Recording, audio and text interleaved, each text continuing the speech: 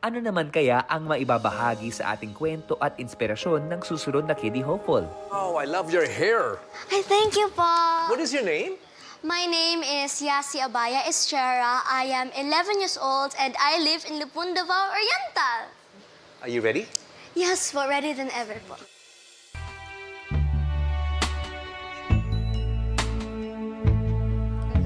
Sa pagsapit ng dilim, ako'y naghihintay pa rin sa iyong maagang pagdating. Pagkat ako'y nababalisa, hindi ka kapiling. Bawat sandali mahalaga sa atin. Tulad ng tubig sa batis, hinahakan ng hangin. Pag-ibig ang ilaw sa buhay natin.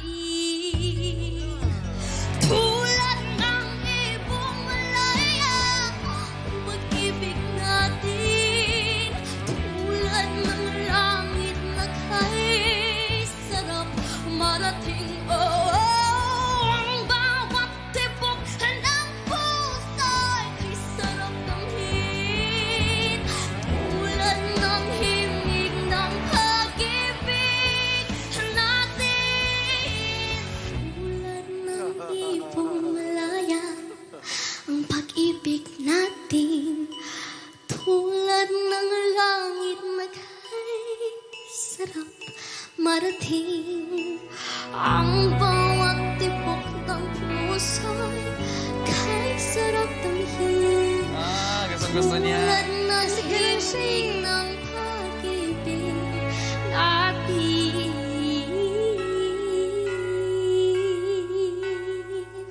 Thank you po. Aside from singing, which you obviously do very well, ano pa yung mga ibang gusto mong gawin? Sometimes po, I write my own songs po. You are a songwriter. Yes po. A songwriter.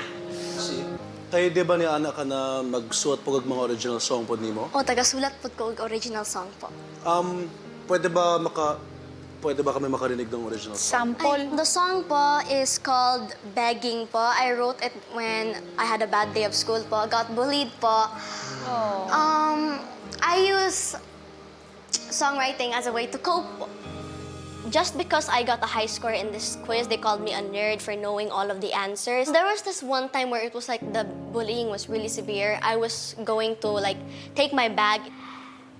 This bully, he pulled my skirt down and he like did this to my arm. It still has the, until now, just in this grade 6 po talaga. Now, my parents found out, they talked it out to the principal. I didn't really trust anybody at that time. I decided to try songwriting. It's the thing that really got me through everything. I didn't really show it like when I'm like in public. Felt like nobody understands me. Sometimes people just say, you're just being dramatic. So I just decided to bring out my ukulele, guitar, write some songs. But how can I stay calm? I wanna feel love, 'cause all I feel is pain. I step outside just to wonder why no one cares what I'm thinking. No one cares what I feel. I'm tired of giving.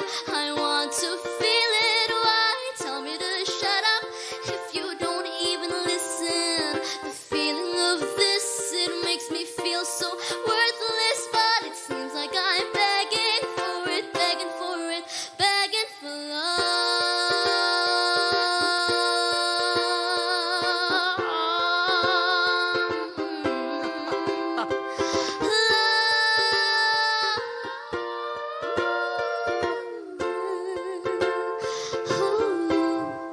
Begging for love. Thank you po. Can I say, Yasi, you don't have to beg for love with us. Nope. You already have it. Yes. You already have it. Come here, no. Come here. It's okay. And to all of those who have bullied you, I only have one thing to say to them. You only brought out the best in Yasi. Ang lalim. You know how deep your expressions vocally, di ba? Yasi, I'm glad that you're not letting this experience put you down. Instead, you used it para ma-uplift pa yung sarili mo. You're writing songs and I encourage you to write more kasi iba yung nagsusulat ng kanta. I am just an interpreter, pero ikaw, you're a songwriter. Songwriter. You're a creator. Yeah, you are a creator. I enjoyed your performance very, very much. Congratulations. Thank you po. I am so happy that you are here right now because your voice is so unique. I really enjoyed it. Yasi! Alam mo, fan na fan mo ko. Ang galing-galing mo sumayaw. Sumayaw. Ibang ano yan? Sorry. Tumugtog na yan. Sorry. Ibang Yasi. Miss Iba Rachel, yun, naman iba yun. Yasi yun eh. ibang Yasi po pala. Sorry po. Yasi, ito lang ang gusto kong sabihin sa'yo. Your voice is magical. Wow, English! And yung connection nandoon, Yes.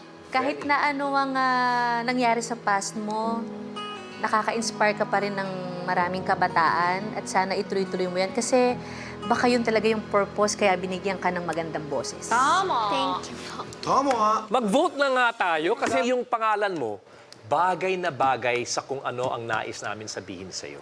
Okay? And what we want to say is...